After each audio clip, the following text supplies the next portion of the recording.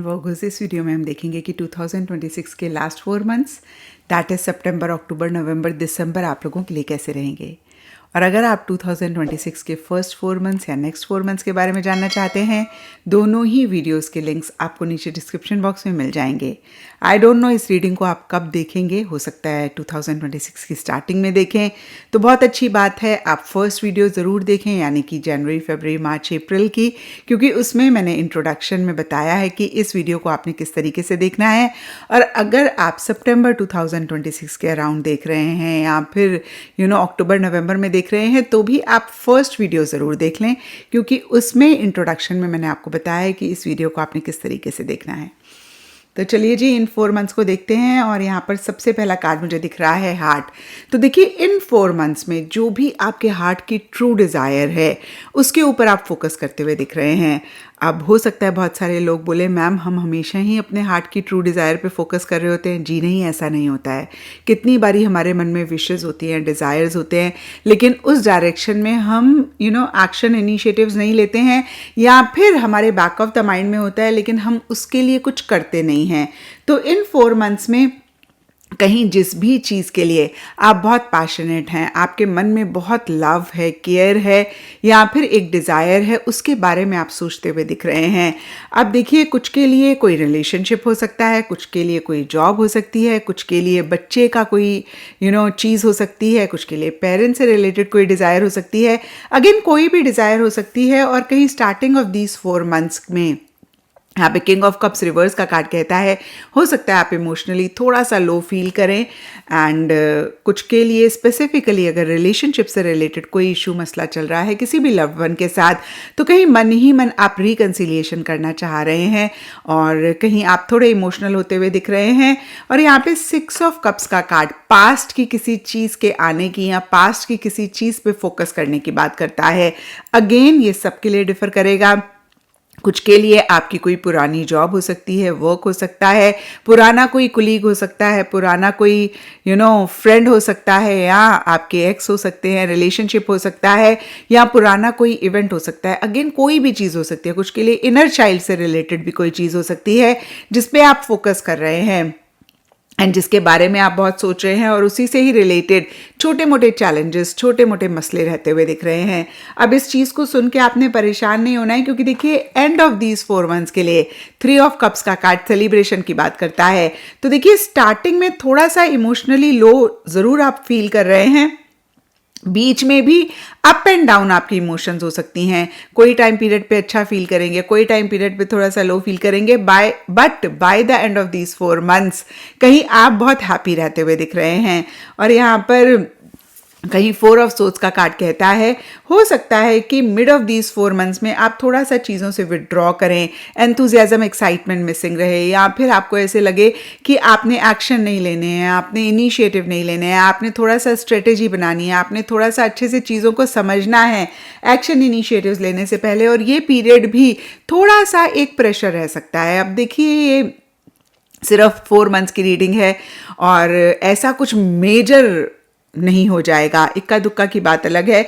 Overall देखिए, मैंने खुद एक्सपीरियंस किया है, क्योंकि मैं ये आई थिंक 5 to 6 ईयर्स से ईयरली रीडिंग कर रही हूँ एंड बहुत अच्छा रिस्पांस मिलता है। मैंने खुद के लिए भी चेक किया है, ये रीडिंग्स बड़ी एक्यूरेट होती हैं।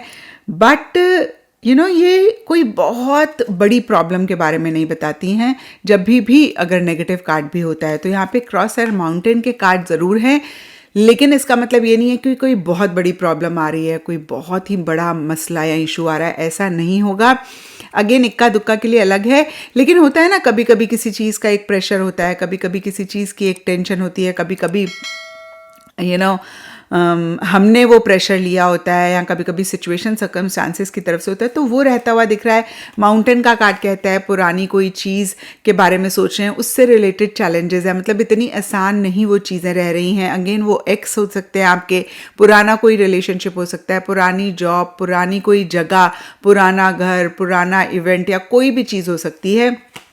And by the end of these 4 months, यहाँ पे 3 of Cups का कार्ड कहता है कि आप सेलिब्रेट कर रहे हैं, बहुत हैप्पी रहते हुए दिख रहे हैं।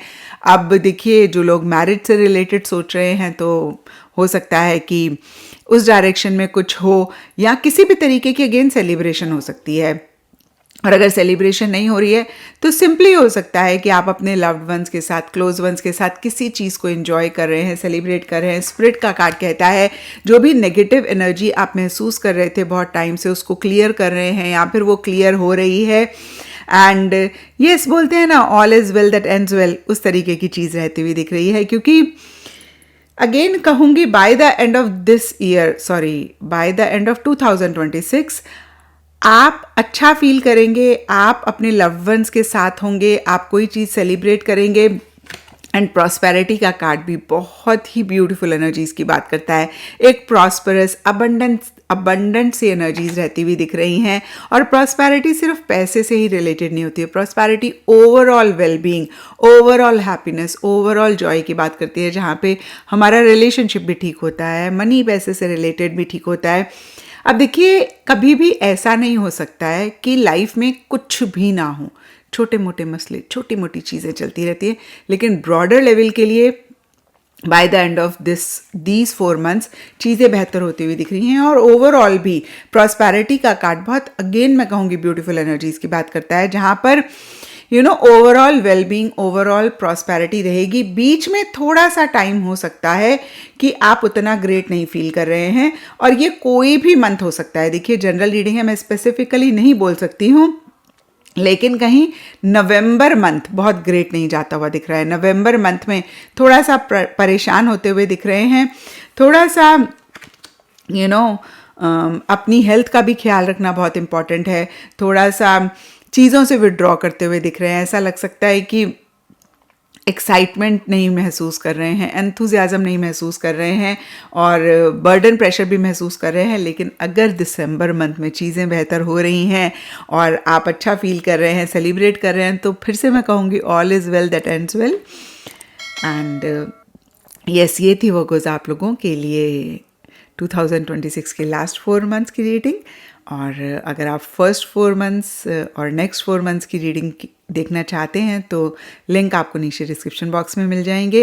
एंड अगर ये रेजोनेट करती है आपके साथ तो मुझे ज़रूर नीचे कमेंट सेक्शन में बताएं।